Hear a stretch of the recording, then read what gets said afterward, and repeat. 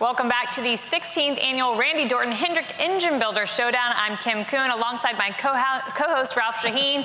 And man, it's been a busy morning.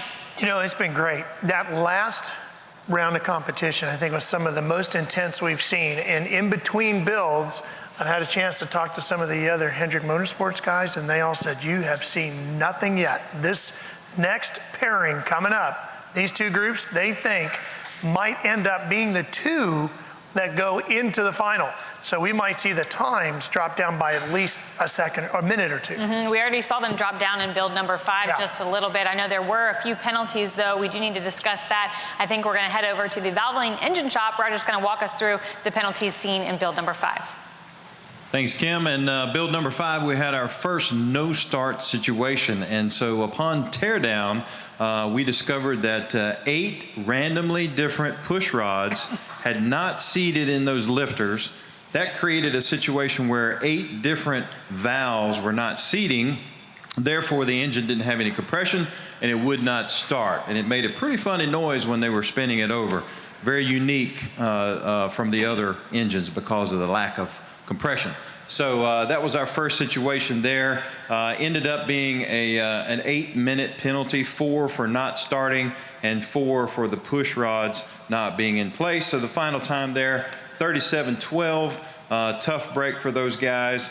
On the other side, Sam and Joe, they did end up with a penalty of 30 seconds because of one of the bolts not being tight on the rear main seal carrier housing there. So just 30 seconds, so still a very strong time at 27, puts them in first place. So a really good competition there, and we're getting ready for what Ralph described as a high energy a couple of builds here coming up next. So Scott, you know, we talked a lot about those push rods early on, that they were color-coded, and then we found out that one of the reasons they're color-coded is because they're actually different lengths. So what happens when you put a push rod in the wrong place? Well, if you got one that's too short, you're not going to make any contact and any lift. If it's too long, you could hyperextend something. Yeah, and so the ones that are too long, they're going to not allow the valve to seat and seal. Correct. Right? So that's your leak from compression. So your compression leaks out, therefore you have none. Engine will not start. Might get a little backfire like we've seen, but that's it. Yeah, fire from the exhaust. Yeah, for sure. But all right, well, we're ready for the next build. Back to you. And we've seen a little bit of that flame belching out. We have a good view, you and I, just over here to our left, and we've seen some of those flames belching out of the headers. I always like that myself. But, you know, maybe not the best performance, but it's kind of cool to see. And if you're wondering at home, if we had an issue with either one of our 2 engines that are being used in the build process, what would we do? Well, that engine over where Roger is standing would be brought into the competition. It's our backup. It's ready to go, so we won't run out of any engines here today. Yeah, just like at track, you have a backup engine. That's it. We have a backup engine here at the Builder Showdown as well. Ralph, you mentioned how the competition is going to be ratcheted up as we move into our last qualifying build and then onto the championship build. Well, Jimmy is alongside team number 11, Scott Vester, 5-time winner here at the Showdown, as well as a 2-time runner-up, including last year, and he's got his teammate Chris Roberts. Well, thanks, Kim. I guess if Jimmy Johnson's known as 7-time around here, you're going to be known as 5-time for now. Scott, what are your expectations for this first build? Just trying to keep everything smooth, you know, and no mistakes if possible. That's hard to do, but you know, just try to put a good time down and really just try to have fun. So hopefully these guys enjoy it and have a good time. Chris, does it help ease your nerves at all knowing you are with such a successful competitor, being this your first time the event? Yeah, absolutely. It's I really lucked out drawing Scott. You know, he's a phenomenal competitor. And he's been really helpful keeping my nerves at ease a little bit and kind of get that choreography down and what we're planning on doing. You know, both of you have been considered some of the team, or a team that we had to watch going into this. And how do you keep your composure knowing that the finals are not right now. You have to work your way in. How do you focus on making sure you don't make any mistakes and set a solid time here so you can advance to the finals? I mean, for me, just, once you kind of have your routine, just stick to it. I mean, if you try to get too far off your routine, you're going to end up costing yourself time. So, if you do what you're supposed to do, the time's going to fall, where it is, and just hopefully it'll be fast enough to make it to later this afternoon. Scott and Chris, Team 11. I was thinking about that. If you draw Scott, that's good. But you don't want to be the guy that keeps Scott from winning number 6 either, right? So there is a lot of pressure on Chris to deliver. Obviously, Scott's got a great strategy, and if you're able to follow it, not make any mistakes, they're going to be tough to beat. Well, we mentioned, again, that competition being ratcheted up not only from Scott and his teammate Chris, but also from last year's winner, Danny Hendrick. His teammate Kelly Brandt this season, Jimmy, is alongside them. So, Kelly, this is your first year in the competition. Again, you were paired up with a serious contender here, Danny Hendrick, 2-time defending champion. Any extra pressure, or does it ease your nerves? I think it eases my nerves, knowing that Danny's already won this twice. He has a solid game plan for us, and as long as we get out there and perform it, I think we have a really good chance. Danny, you seem to live for this competition. You take it very seriously. You're very full of pride in your success here. What's it going to take to get a 3rd straight this season? Just like Scott Bester said, we just got to be smooth, stick to our plan that we've talked about, and really just enjoy ourselves, enjoy the opportunity that we have. It's not every day you get to do this at this level with this many talented people. So, the more fun you have, the smoother it goes. Not asking you to give away any of your secrets, as Sam Vernatter pointed out earlier, but how much have you been able to learn observing throughout this competition and now being the final qualifying build? The biggest thing is you can kind of see some of these things that can jump up and bite a guy, and it's a really good, realistic reminder. It's one thing to sit and say this could happen, but when you see it happen, then that's the biggest gain you really have going out last. Well, Danny, Kyle, good luck in the final qualifying build. Thank you. See how nice Danny looks? Seems like a genuinely good guy, doesn't he? Wait till you see the look on his face when he gets over here and they start spinning the wrenches. He's not going to look like that guy anymore. That is going to be one of the most intense faces you've ever seen. He's something else. We had a little preview of it because he was watching all of the qualifying builds, taking notes, kind of coaching Kelly along. So I saw a little competitive hawkishness from him already. Oh, yeah. Let's go down to the build floor. Kevin Weber is going to do the coin toss to determine which build tables each team will work at. All right, let's get going on the 6th and final qualifying round for the finals. We're going to have Chris call this coin in the air for choose which heads. What we got? Heads. Heads it is. You get to pick which engine you like to build on. Take this. That side? You guys on that side? Okay. You got 5 minutes to prepare for the build. Start the timer there. Good luck, guys. So as you heard Kevin say, teams have 5 minutes to prepare, maybe work a little more on that strategy that they've been talking about throughout yesterday and today, get an idea of how the tool layout is and just where they're going to start. Yeah, getting acclimated to each zone. And we're going to talk about that in a little bit, about how different some of the guys seem to think. Maybe things we wouldn't have picked up on, but there's some differences they have. Absolutely. And right now we've got a special message from one of our partners, Valvoline. In the natural physical world, there is rhythm and there is motion. You can't catch hold of it. You can't describe it. But you can imagine. And so the clock is just like a ruler and is as abstract as a ruler. And time, then, obviously, is a way of measuring motion.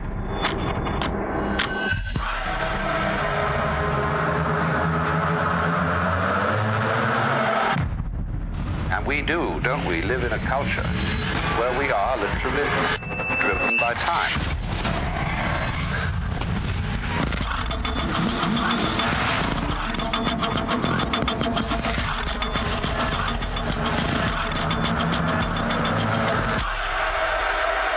Are we going to take time seriously?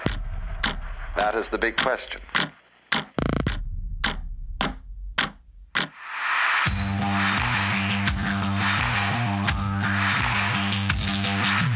Being part of Team Hendrick means to me that I'm part of a family.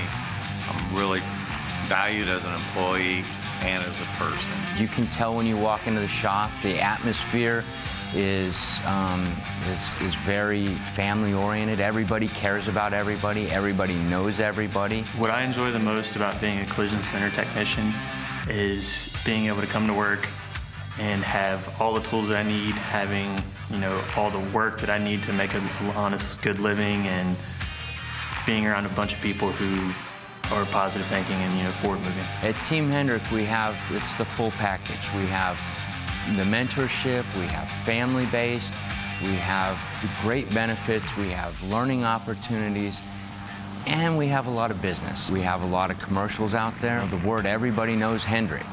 That's why we have that high expectation of excellence. So I feel so much more than just an employee here. I feel like I'm part of something.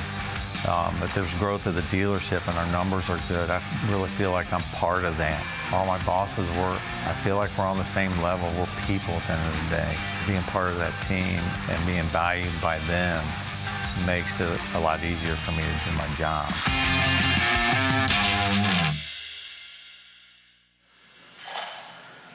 We want to thank everybody watching on Hendrick Engine Builder Showdown.com, as well as, Ralph, you were just noticing the number of students out here. We've got tech students. Just the crowd in general has, I would say, maybe doubled from what we've seen. Oh, there's no doubt about it. Just in front of us, there you get a good look at the audience here today, and some of our students right there in the front row. Hey guys, good to have you here with us. I expect them to be cheering as this final qualifying build. Teams have about probably a minute and a half left to strategize, and the interesting thing Ralph and I were noticing is that Danny was over there alongside his partner Kelly. They were actually crouched down looking at the front end of the engine, something not necessarily we've seen during that 5-minute prep. Yeah, well, they're looking at different parts and talking over different strategies. Danny and Kelly spent a lot of time at the front of the engine, and as you can see, Scott and his partner Chris are taking a lot of time looking at what is the underside of the engine. And we've spent a lot of time discussing over the last couple of days how they want to flip that engine by the 11-minute mark. If they do that, or any time less than that, that's when they're really on their pace. So they're just going to spend a lot of time. Everybody has said you can't win this competition on the bottom side of the engine, but you can lose it here if you make a mistake. So they're going to want to make sure they're very clean in this first 10 to 11 minutes of the build. And remember, they are competing against the clock right now. The top spot held by Sam Bernader and Joe Gagach. They had a flat time of 27 minutes after penalties were assessed. And remember, the two top teams in time will move on to the final round, that championship round. And I know talking with Sam after their build, that build number 5, he expected their team, if they make it to the finals, to knock off an entire minute as we move to the championship round. So certainly, maybe we'll see some of that faster pace in this final build. I think this is going to be rocket pace. Yes, let's go down to the build floor. I know Kevin Weber is going to blow the air horn to get these teams started. All right, let's get this last final round going. You want to give them a round of applause for these guys? Get them fired up? All right. Ready to go here. Builders, are you ready? Judges, ready? Builders set?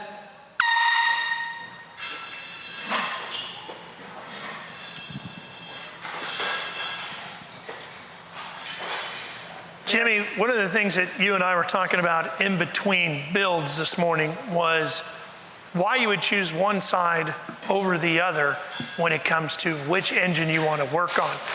At first, we were kind of talking about, well, there doesn't really appear to be much of a difference. However, some of our competitors might have picked up on a couple of things that the rest of us wouldn't consider all that important, but they sure did. You know, a lot of the competitors are commenting, well, this engine might be running a little bit smoother. This one seems to be having faster times. When you get to Scott and Danny, so one a 5-time champion, one a 2-time defending champion, they're thinking about details that I would never even consider. Not to give away Danny's secrets too much, but he actually, if he had won the coin toss, preferred this left lane, not only because some of the quicker times have been coming out of here. He was considering the lighting that we have over here for the live stream. He thought it might help get a better view of the engine on this left-hand lane. So it's the small details that can help separate a good time from a great time, which at this point, it's key just to make it to the finals. Again, the finals will happen later on this afternoon. The top 2 teams in time. Right now, you're looking at build number 6 right there. That's Scott Bester alongside his teammate Chris Roberts.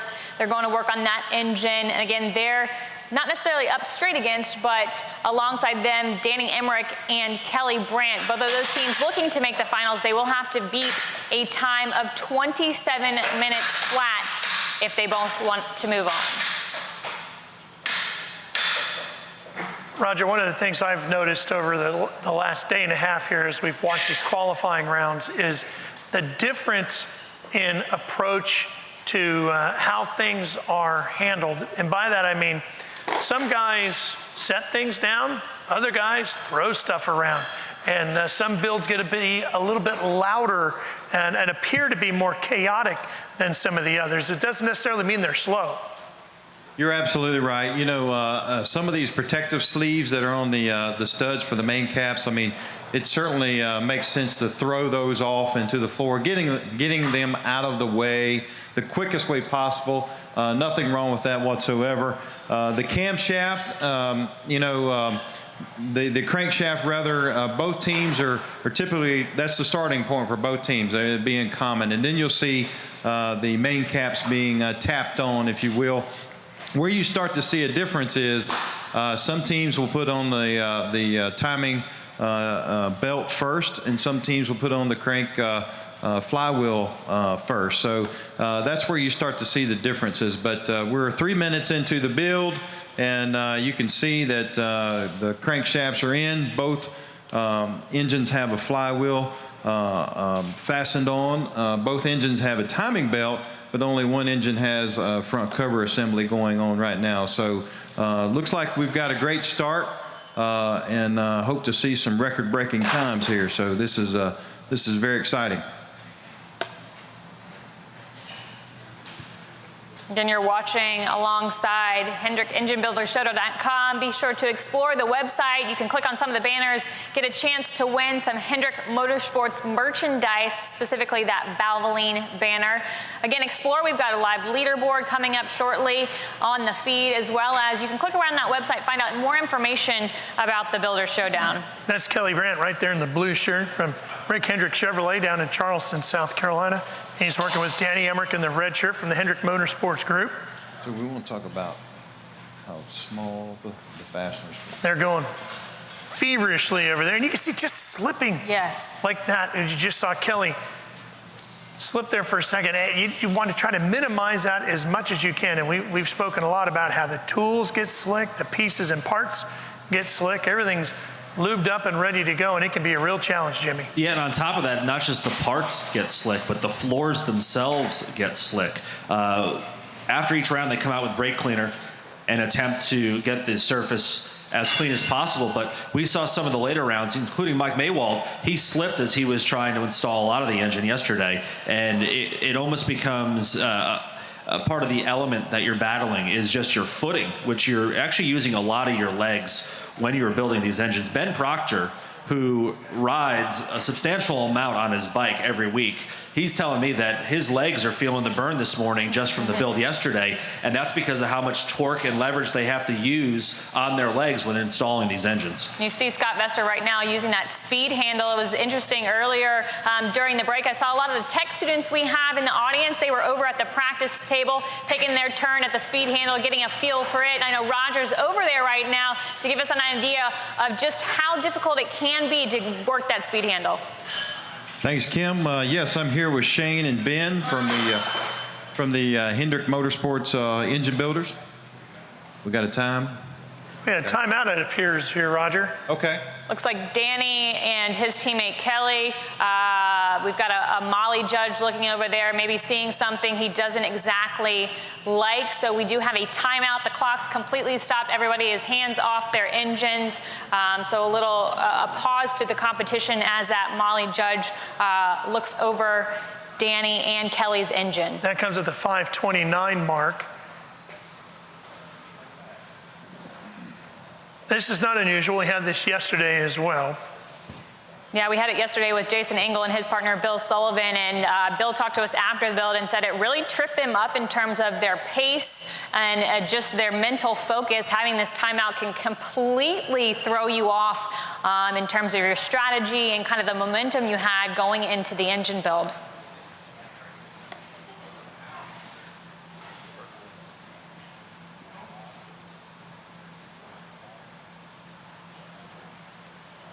While that's going on that side, Jimmy, over here is an opportunity now for Scott and Chris to have a mid-build conversation about how they're doing and what they want to do differently.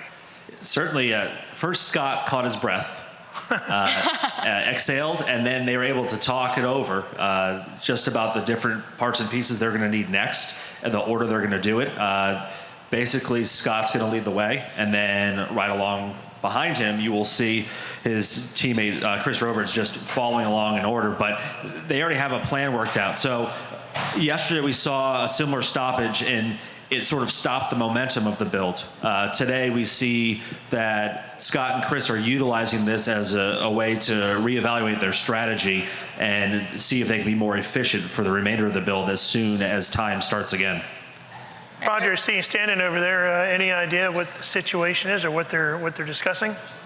Yeah, Ralph. So they're investigating right now as we speak. It looks like the crankshaft is not able to turn, and now they have it turning, but it's got a lot of resistance. So something could have fell down in the crankshaft area, or possibly something to do with the thrust bushing bearing there. So there's a bearing that prevents the crankshaft from walking backwards and forwards, and that can actually be put in backwards, creating a situation of resistance where the crank will not turn. But we don't have all the final answers yet. We're waiting for them to finish their teardown here. Again, we're just before that 5-minute and 30-second mark. Clocks are stopped. Again, the judge not quite seeing something he liked. A lot of times that could be due to a safety issue, or if they see something where they know it's going to be failure from the moment on, they'll stop the clocks and have a moment for the teams to kind of reassess what they're doing. And hopefully shortly, Roger will be able to clarify exactly what the specific issue was. This reminds me of a red flag scenario at a NASCAR race, where you will see teams, especially those that have damaged race cars, will pull down on the pit road, and they can't touch the cars, but they can certainly look at it, and they can get up close and personal, and they can have all the tools ready to go.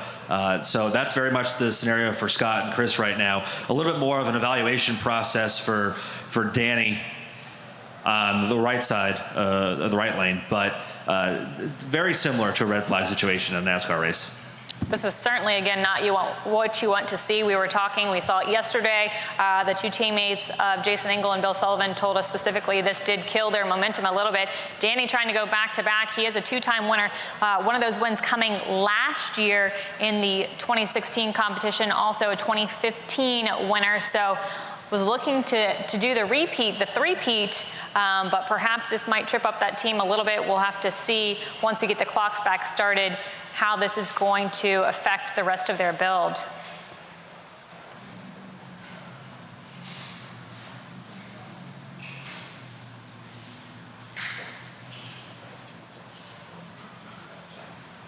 And we do want to clarify that the clocks are stopped and they're not actually moving forward by any means in the build. We do see Danny, his teammate Kelly, working through what the issue is.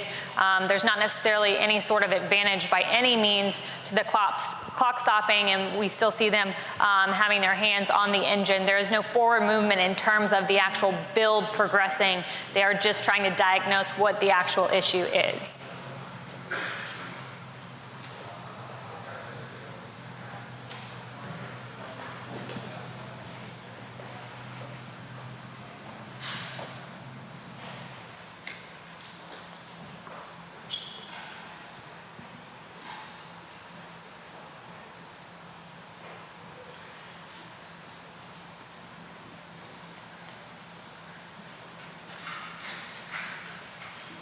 Roger, looks like we're going to have to disassemble this a little bit before we can really truly get that answer. Yes, they will have to go down far enough to make sure that nothing is binding, because if you start the engine up while there's a binding situation, there's definitely going to be damage, and we certainly don't want that. But I think we're close to getting some answers here.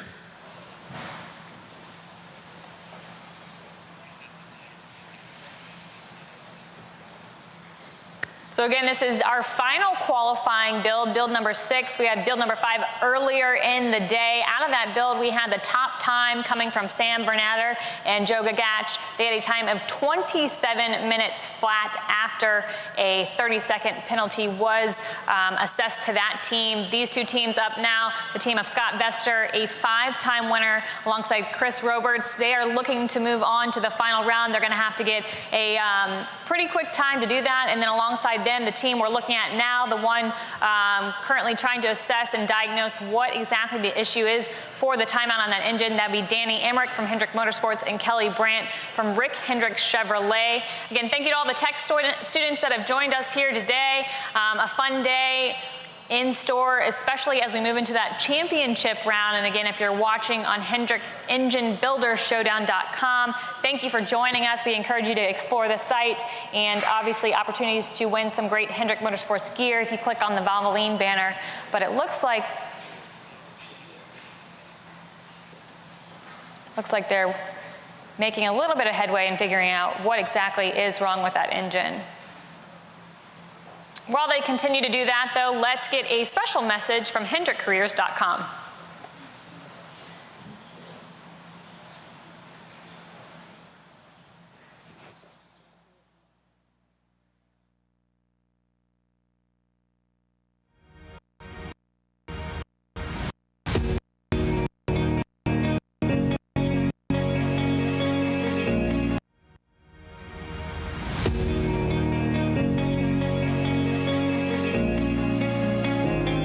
Being part of Team Hendrick means to me that I'm part of a family. I'm really valued as an employee and as a person. You can tell when you walk into the shop, the atmosphere is very family oriented. Everybody cares about everybody. Everybody knows everybody. Other shops I've been at's cutthroat, but Hendrick's very upbeat and happy. So it's a real positive experience.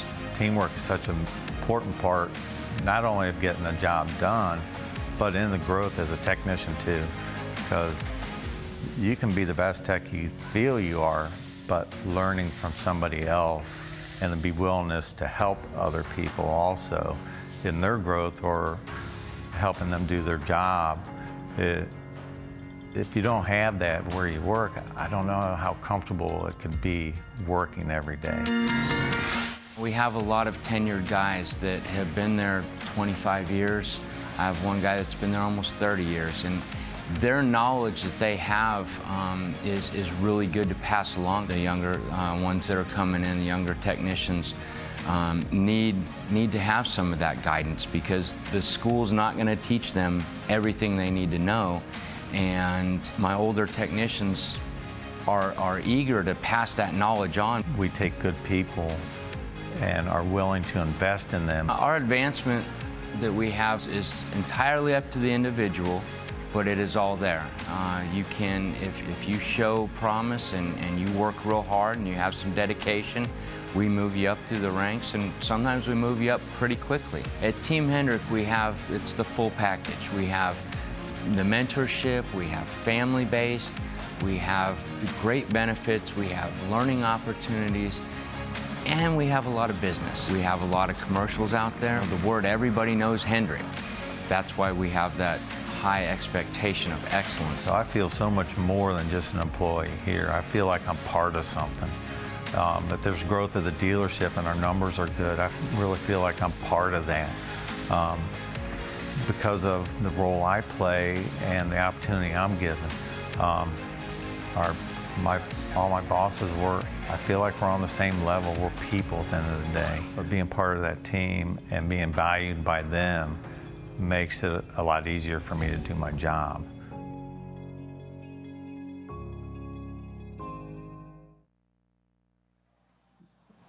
Yeah, it's kind of interesting on the career side of Hendrick here.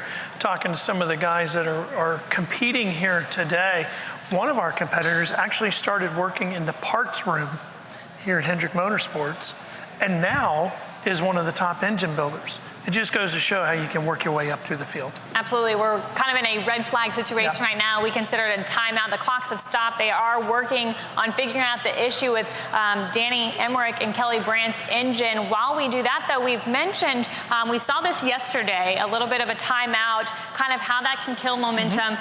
Jason Engel and his teammate, Bill Sullivan had that issue. I know Bill spoke specifically about how it killed their momentum. I know, Jimmy, you're alongside Jason just to get maybe an in-depth look at how that can affect your strategy and your focus for the rest of the build.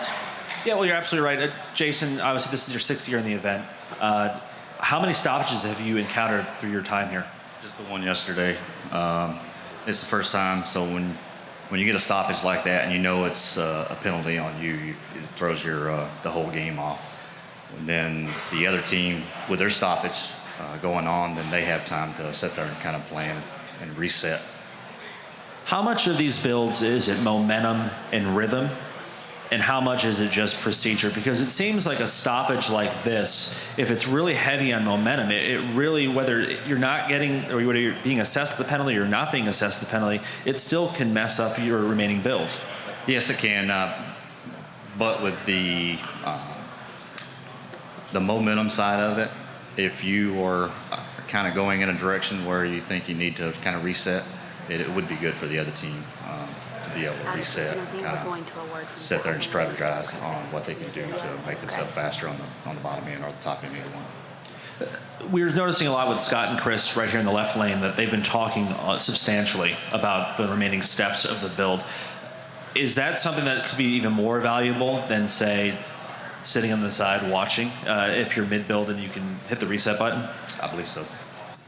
And what would you say probably the easiest way to get back into the rhythm would be once the air horn goes once again? Just get your mind set right back into where you was and go at it. All right, Jason, thanks for stopping by and helping us out. Hopefully we can figure out what the situation is with Danny's engine here momentarily, but Ralph and Kim are still in a holding pattern.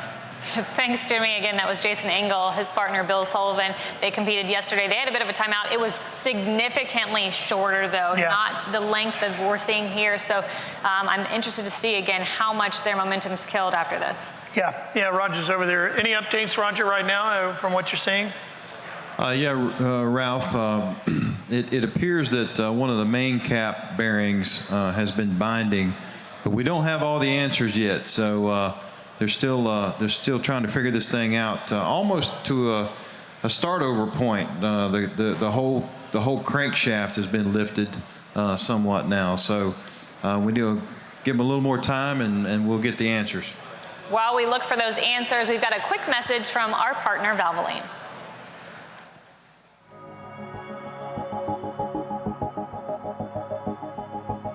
Just was really passionate at a young age about anything mechanical, and then at the same time racing.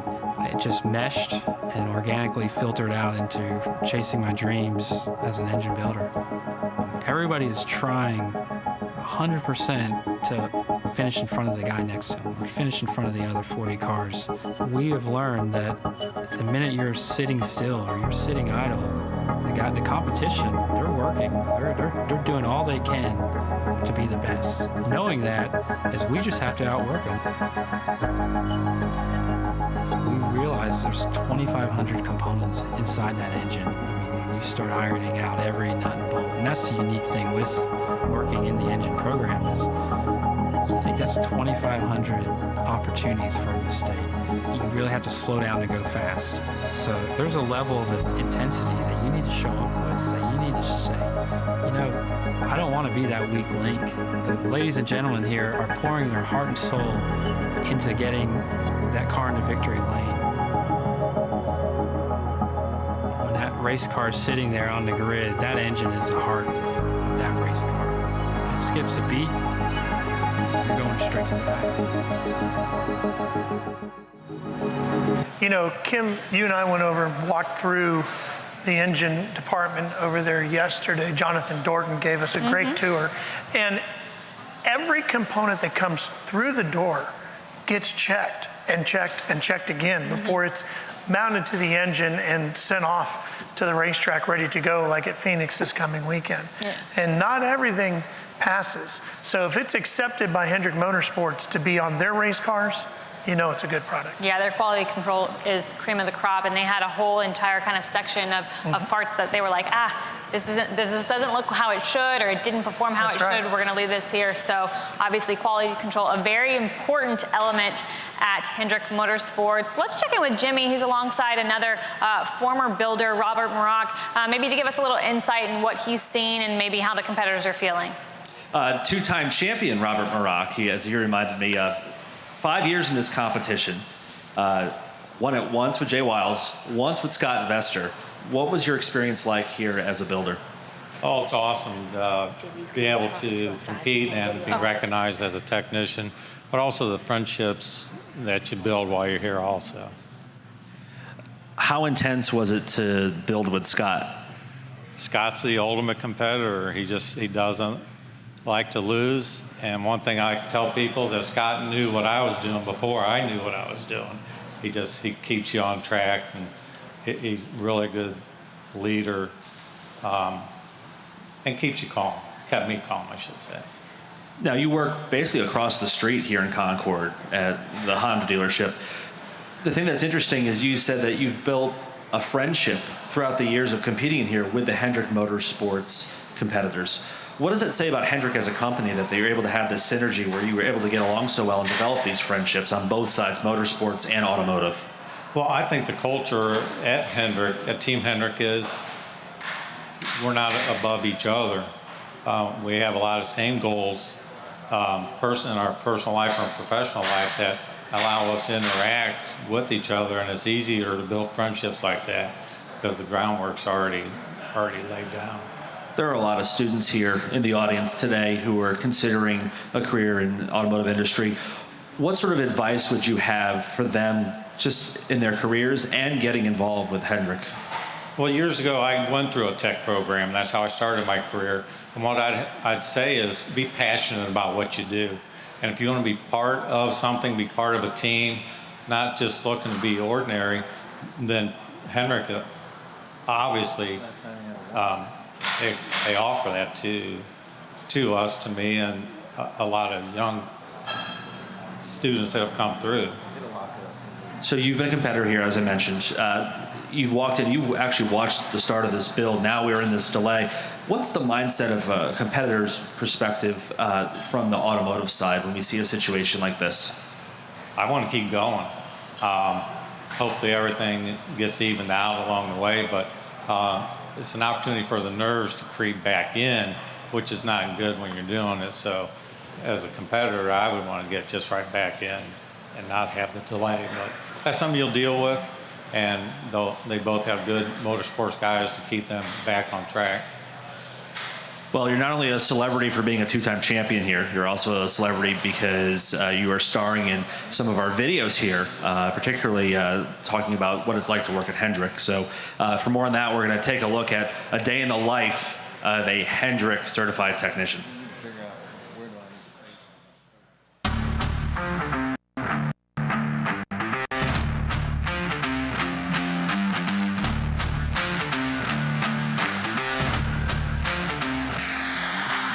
Hello, welcome to Hendrick Porsche. My name is Brian Capili. I would like to take you guys on a day in the life of a technician tour. Why don't you come and follow me and let's go see the excitement inside.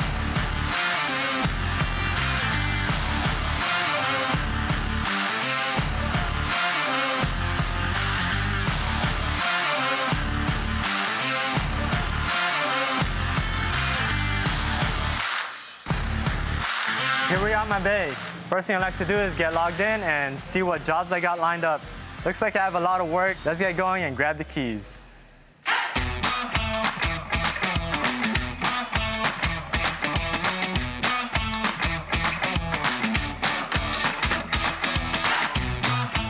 Got the keys to the vehicle. Working on a Porsche 911 50th anniversary. Got a couple of services that needs to get done. Let's get to it.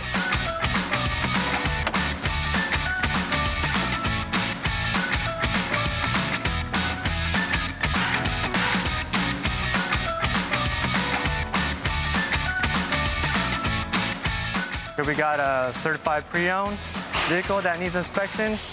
And I got a couple of services that needs to get done, but the first thing we gotta do is take it out on a test drive.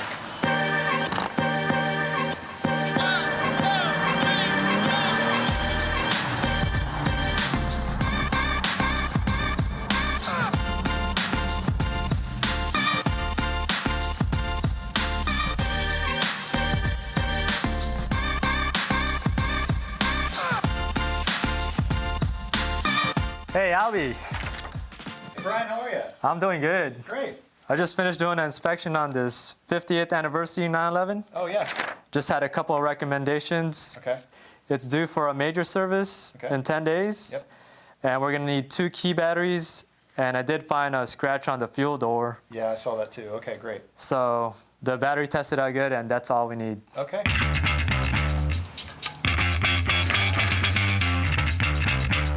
One of the things I like about working for Hendrick is these new machines that we have, like this Hunter machine, which it mounts and balances tires effortlessly. All right, just finished my inspection on this 911 50th anniversary. Wanted to show you something really cool that we use here at Hendrick. This is the Workday app, where you can check your payroll, your benefits, and also submit a request for your vacation. Hey, looks like a customer just pulled in. Let's go get on that.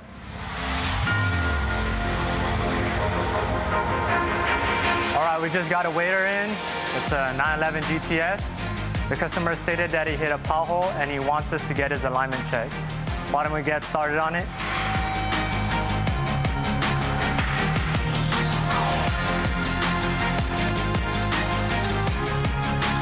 All right, it's break time. One of the great things about Team Hendrick is we usually try to have lunch together when we can.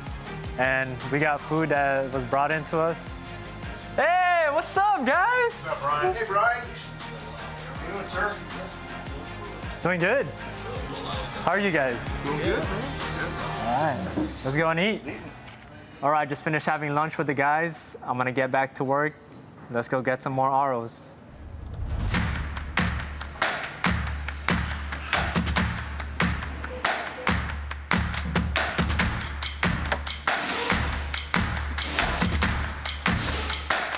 Here's an update of what I'm working on. It's a Cayenne with a transfer case fault code. I can't seem to figure out what is wrong with it. I'm gonna go ahead and grab my foreman Tanner, and he'll help us out. Hey, I happened to stumble upon a transfer case fault that I can't seem to figure out. Do you have any advice that you could probably let me know? I think there's a tech Bolton on that. Let's go check the tester and see what we find. Okay, sure. All right, so did you have a vibration concern or noise concern on this one? It was a noise concern when I test drove it. Okay. Yeah, per the bulletin, you can update the software and that should take care of it. All right, I'll go ahead and try that, Tanner. Thank you, I appreciate your advice.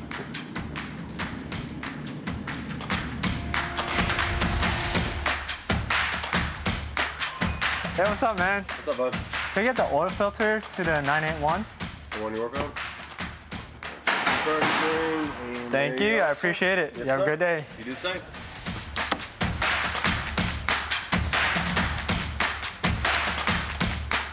All right, just finished my last job of the day.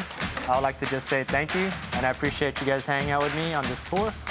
You guys have a great day, and I'll see you later.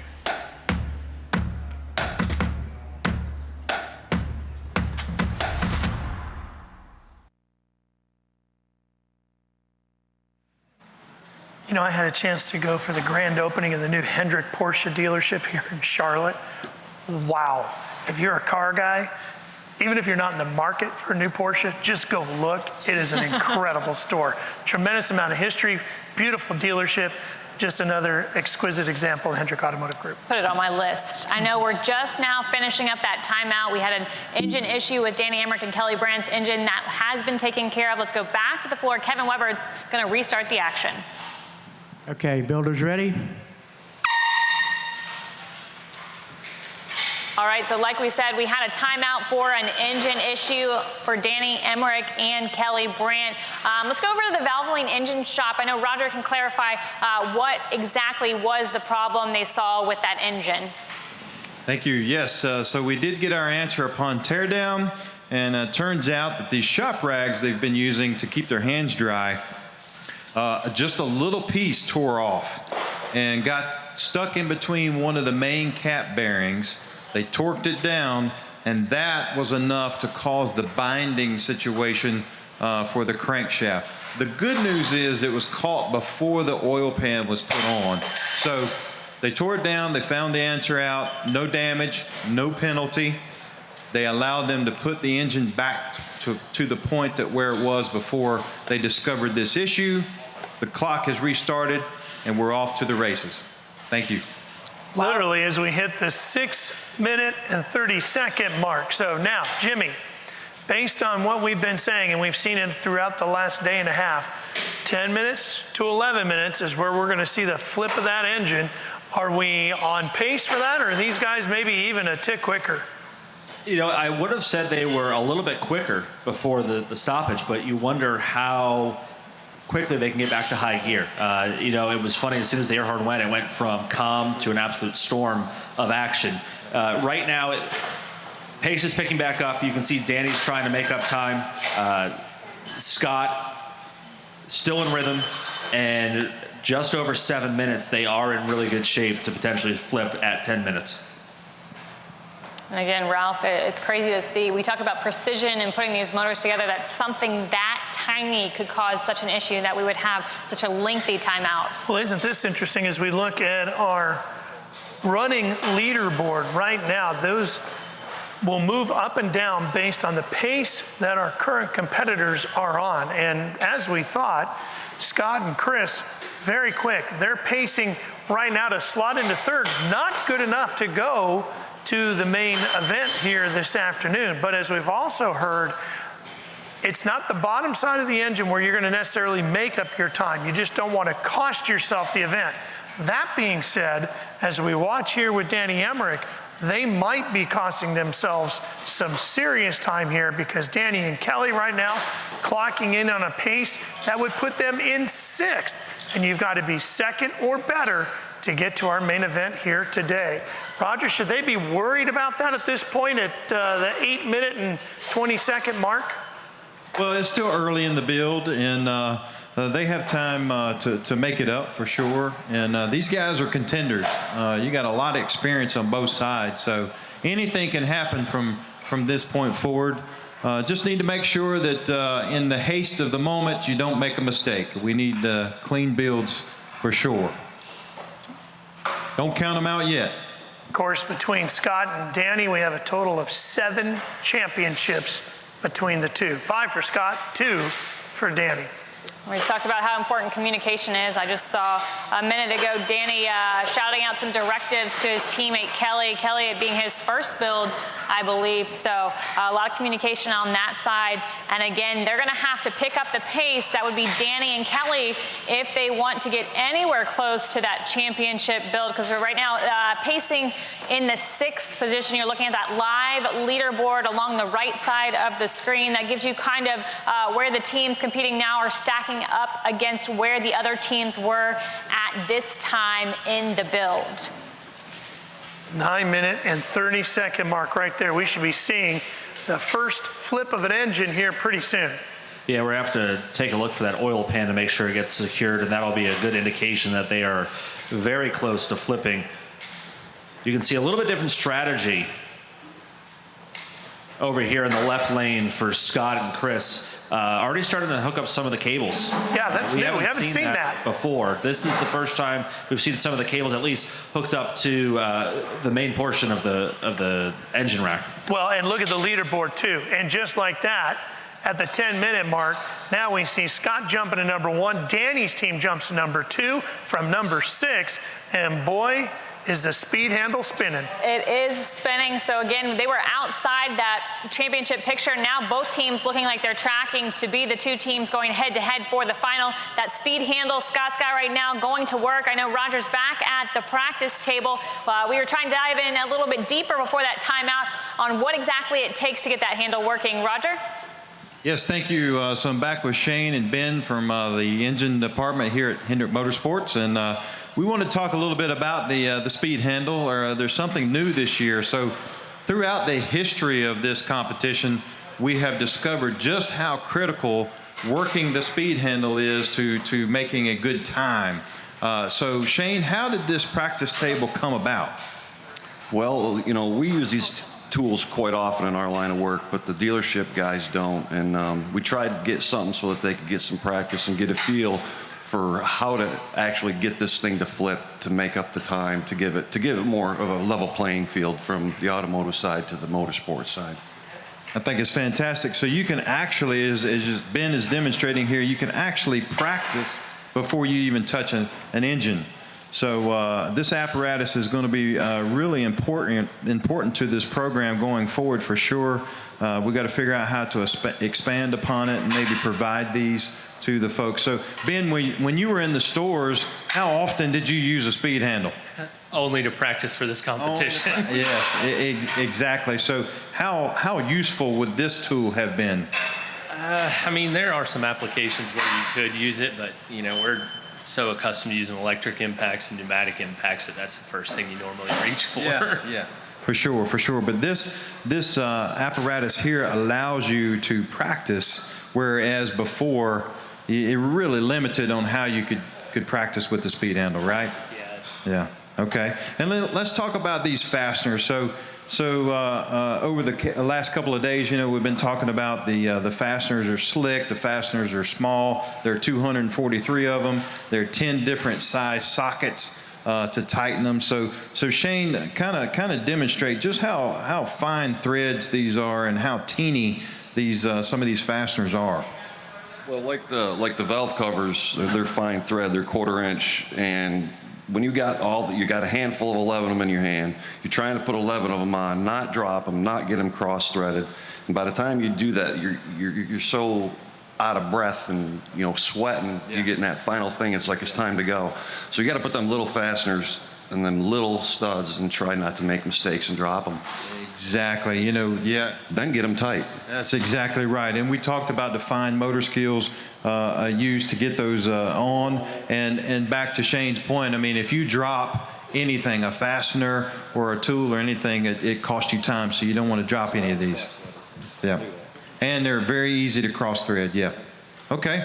Excellent. Well, this is good stuff, and we're going to figure out how to expand upon it. So back to you, Kim and Ralph. Roger, we are just approaching right now the 13:30 mark. But Jimmy, both teams flipped their engines before the 11-minute mark. They did. They also both have the cylinder heads in place. Scott's a little bit further ahead, probably about 30 seconds or so. Rocker arms are now going in. And they're running 1 and 2 right now at the 13:50 mark right now. Scott's team is leading Danny by just a tick as they're both timing in at 1 and 2. So it is quite possible we could see both of these teams again in the finals. And talk about the competitors keeping a check on the time. Danny Emmerich's actually watching the clock. As he's spinning the speed handle, he is watching the clock to see where they are as far as time. No different than a driver headed down the front straightaway taking a peek at the scoreboard and maybe the Jumbotron to see where their competitor is before they get to turn 1.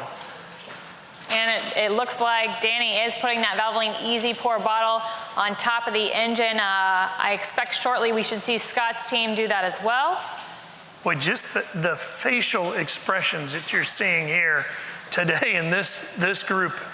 Well, these guys are serious. Here comes Scott with the Easy Pour.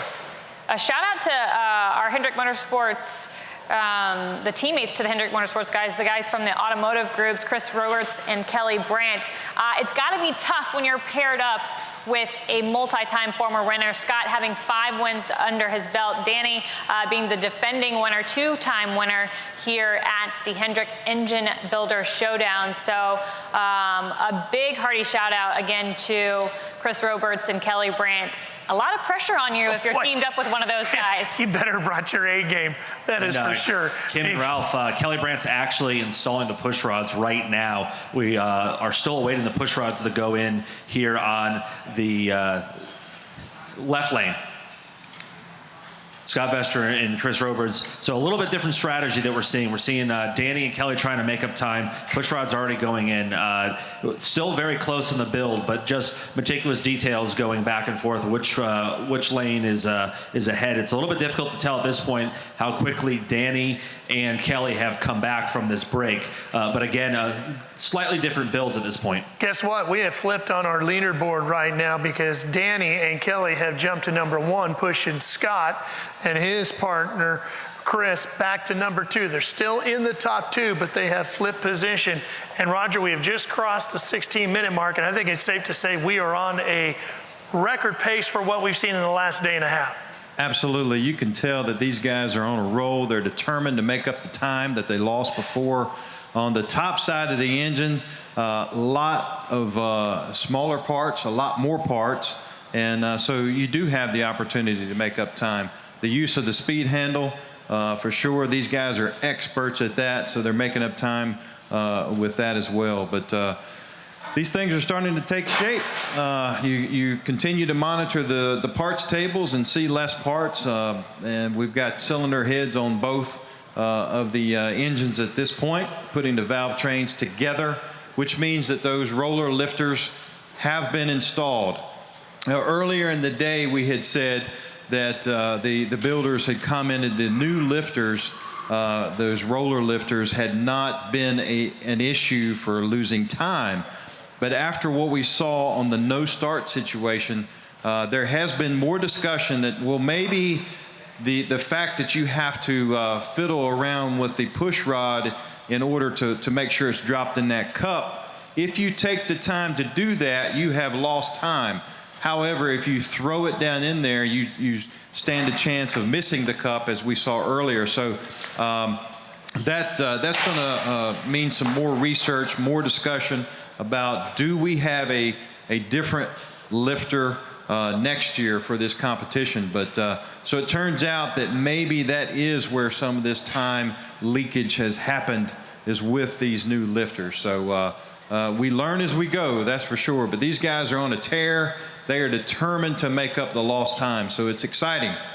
So, Roger, one thing last year when Danny Hendrick won, Kyle Cattell was his partner. And I can remember during the meet and greet Monday night when they did the demo build, they were walking around the engine, and Danny was telling Kyle, you know, be very meticulous in how you are placing tools and sockets and wrenches back when you are finished with them. And it's mainly because you can take an extra second and have it in the same place, and it will eventually save you time. So as you're talking about with the push rods, being a little bit more careful installing them might sacrifice you some seconds initially, but it will save you from a penalty in the long run.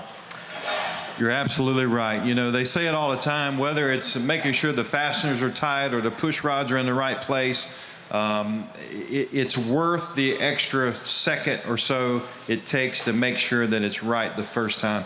You cannot afford penalties.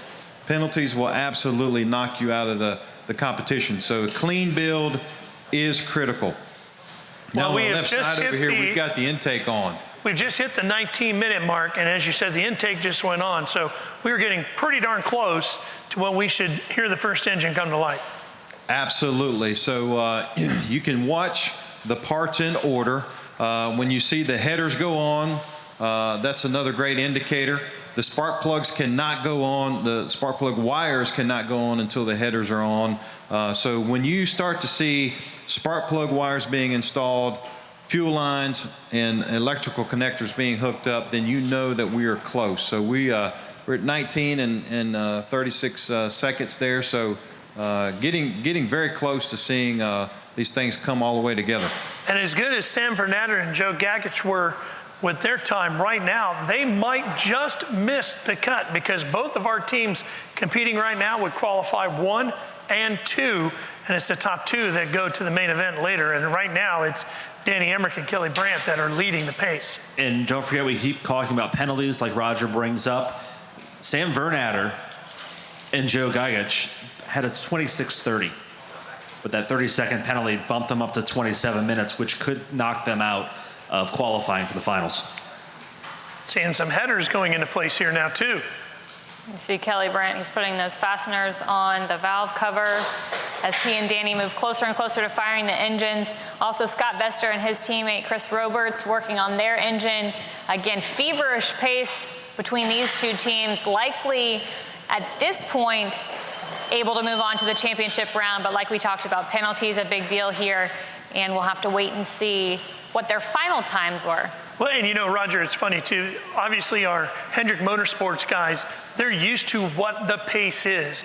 Our Hendrick Automotive Group techs, you can imagine what the pace is going to be. You can watch past competitions, but until you get in there and the pieces and the parts start flying around, you really don't know what you've gotten yourself into, do you? You're absolutely right. You have to get that mindset of speed is first. Speed is the priority, and they're not necessarily used to doing that on a daily basis. They do work against the clock a lot of times on flat rate, but not like this. This is a totally different level. Again, this engine, the way it's laid out is like a big puzzle, and a lot of the parts have to be installed in order so you don't have to reverse something. And so it's a mental challenge, it's a physical challenge, but speed is the name of the game. Scott Vester, a 5-time winner in the Engine Builder Showdown, right now pacing about, I'd say 30 seconds maybe ahead of Danny's team. Both those teams, though, at a great pace to possibly make the championship round. That's going to happen later on this afternoon. They'll go head-to-head, the best time winning everything. And valve covers going on the left lane for Scott and Chris. Well, it's very important that even when you hear the first engine fire, no matter who it is, the other team has to keep focused because they still have a shot at getting into the main today, and you still walk away the champion. Right, and like Kim brought up the point yesterday, this is like qualifying. So it's not a head-to-head knockout competition. That's not until the final. In order to make it to the final, you have to have one of the two quickest times from the overall qualifying round. So just because this is the final qualifying round and these two teams are going head-to-head, it doesn't mean only one can advance out of this round. There is an advantage, though, too, if you are one of the two teams on the build floor to having your engine fired first, not necessarily for time, but you have to remember that second team still trying to get their engine fired, and then they're going to have to communicate over the roar of the other team's engine if you're not the first one fired.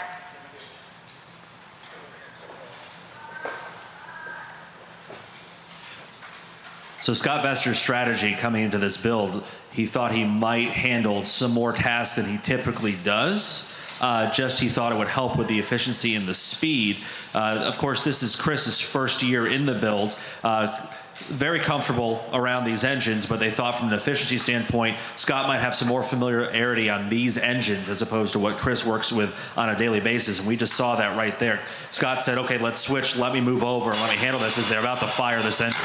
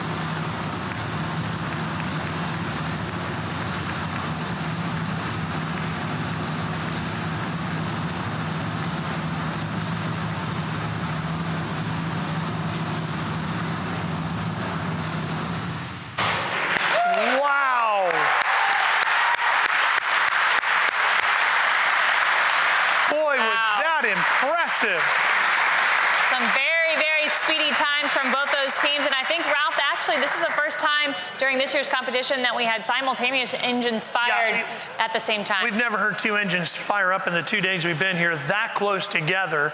And both of them, we got 2430 and 2450, just impressive. Now we have to wait to see if there's any penalties that could get in the way, but man, that was something to watch. Looking good too. Obviously, we've seen a number of penalties, some in the 4-minute range, some in the 8-minute range, so there's certainly a number of minutes that could be tacked onto your time. But remember, the top time before this round was 27 flat, so you're looking at kind of about a two-minute leeway in terms of penalties. You know, if they were to get a few, maybe they'd not have to be as pretty hard. massive. They'd have to be pretty massive penalties to knock them out of the top two. And multiple ones, because most penalties are about 30 seconds. So you'd have to have 2 or 3 to stack up the time. I can't imagine what these guys are going to be able to do in the final, because I'm sure they're already thinking, Jimmy, that there's some things they could do different.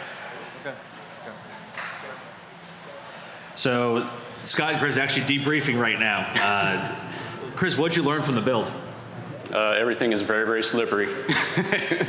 And yeah, it's everything's flying around, just trying to keep focused and what's going on in front of you and keep focused on what Scott's doing. But it was a lot of fun. Scott, 24:30, solid time, best so far, pending any penalties. How satisfied are you in that time, and how much can you improve upon it? It was pretty good. Struggled a little bit on the rods, and just you never worked before, so you don't know each other's pace, and you have to figure all that out. And you just change your routine around, here and there to make sure you're both working on the same thing at the same time. So top went pretty well. Had a few push rods, had to make sure they were back in the cup. So, but it went pretty well. We could probably pick up, I don't know, there's another minute. Another minute? Yeah. That's pretty substantial. How much of a benefit or a hindrance was it to have that break in the middle waiting for the timeout? I've had both. So that one I felt like was pretty good, just to be able to talk to your partner about, here's what you're going to be doing next, and the tool's laying right here. And, so you're giving him, you're trying to help him out with 5 steps forward. And then you can just kind of, as you go along and you start veering off your plan, and it allows you to get back together. Chris, I'm sure you were busy having a meeting with Scott in the middle of that timeout, but Robert Mayrock, a former champion, came on and spoke with us during the break, and he said that it allowed time for the nerves to creep back in. Did you find that, or did Scott's tutelage help keep you calm? No,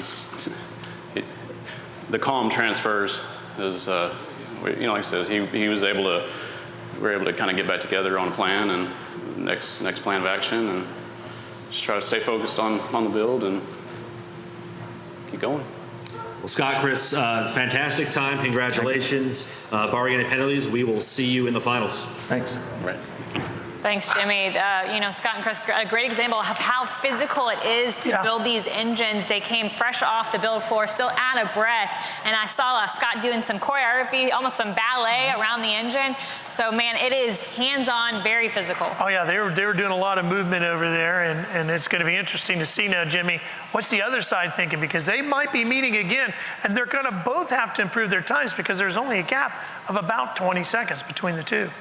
24:50. Danny, considering the circumstances, happy with that? I'm thrilled. I mean, it just built a lot of confidence going into the final round.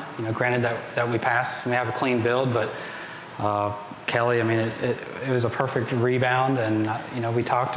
This isn't going to set us back, and we powered through it and teamed up. Never met each other until yesterday, and that I would rather have a little more drama, to be honest with you. So that made it a little sweeter. Kelly, what was going through your mind during that timeout? Oh, first of all, I was like, man, we just wasted a whole bunch of time trying to figure out why this crank won't spin, and we're going to lose because we were just loosening all our fasteners back up, and the time's still, going. And I'm just like, we just lost the competition because our crank is jammed, And then during the timeout, it was good. He calmed me down. It was just like, listen, it's going to be okay. We're going to get back to where we were and get back in the groove. And Danny's a great coach, and we pulled it out, I think. I mean, considering what happened. How hard was it to sort of refire your engines after that timeout and get back to full speed? It happened pretty quick. I don't think it was that bad. The timeout actually kind of helped us calm down and regroup a little bit because we got all worked up when the crank was jammed. So I think we needed that time to just kind of, get our heads about us and, get back on the horse and keep going. So right now, 20-second deficit, barring any penalties, behind Scott. He thinks he can shave 60 seconds off his current time. Do you have 121 seconds, a minute 21 in your pocket that you can shave off? I'll tell you what, after we went through what we went through, I think that might be on the light side. Well, we have a lot of confidence of our two potential champions here that might face off here in the finals momentarily. Oh, I love it. I love it too. He thinks he can easily shave all that time off. This is going to be fun to see for sure. And Kelly mentioned that crankshaft getting jammed. That was the reason for the timeout. For those of you that maybe tuned in a little bit late, just I wouldn't say a quarter-size piece of the oil rag had gotten down in there, just to show you how precise things have to be, and the smallest thing can trip things up. I was thinking they were going to find a fastener in there, something like that, but to think it was just a piece of a shop rag, crazy.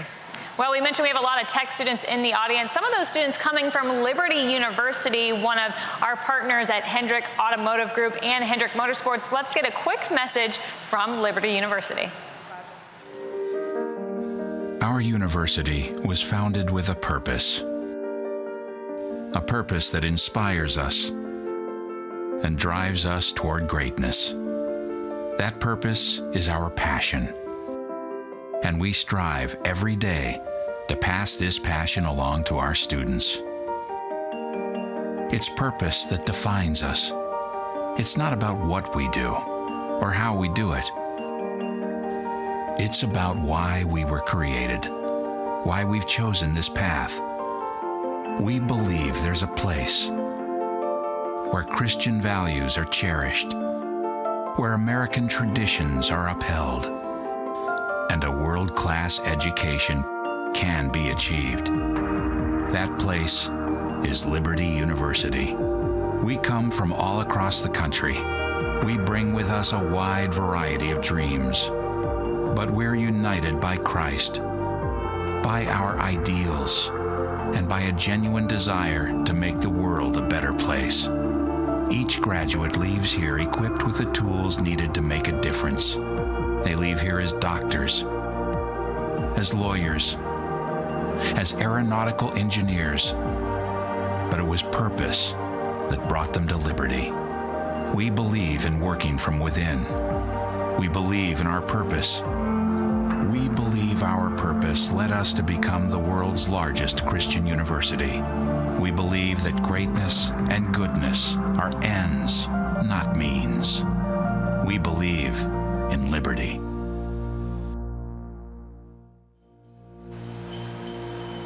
Welcome back. Joined now by Dr. Ken Brunson, the director at Liberty University for the School of Automotive Dealership Management. Tell us a little about the program for those who are interested, and how did you get involved with the Hendrick Auto Group? Well, it started with one of our graduates from 4 years ago who was a captain of the football team.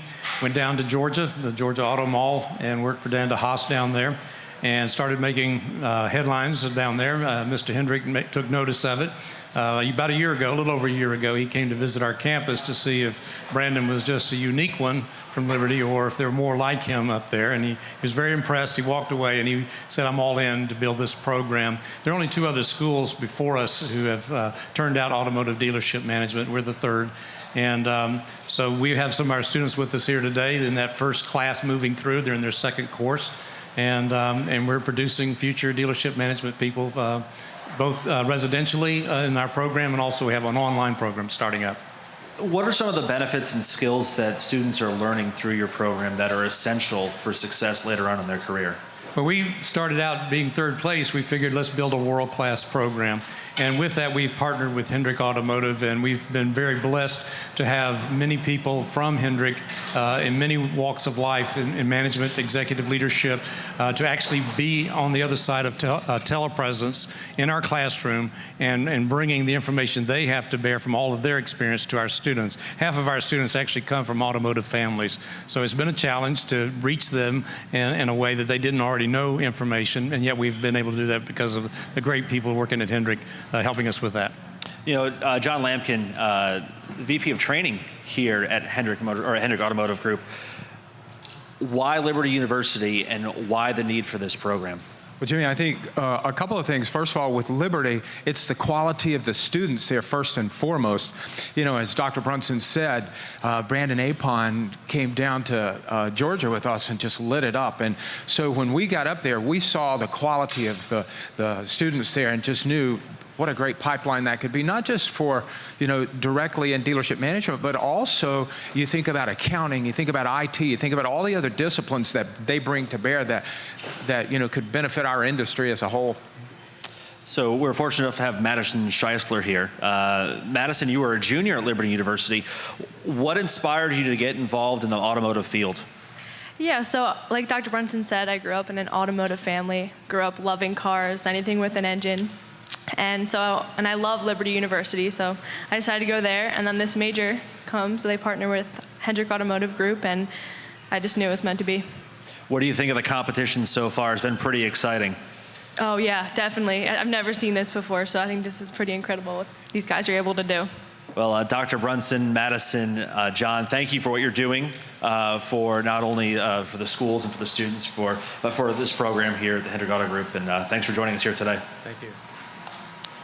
Thanks, Jimmy. We heard John mention the quality of Liberty University students. William Byron, actually a student at Liberty University right now, still contending for the Xfinity Series championship on JRM side, and then next year will make the big jump to the Cup side, driving the Hendrick number 24. Yeah, so we're looking forward to seeing him in action this weekend out of Phoenix. Yep.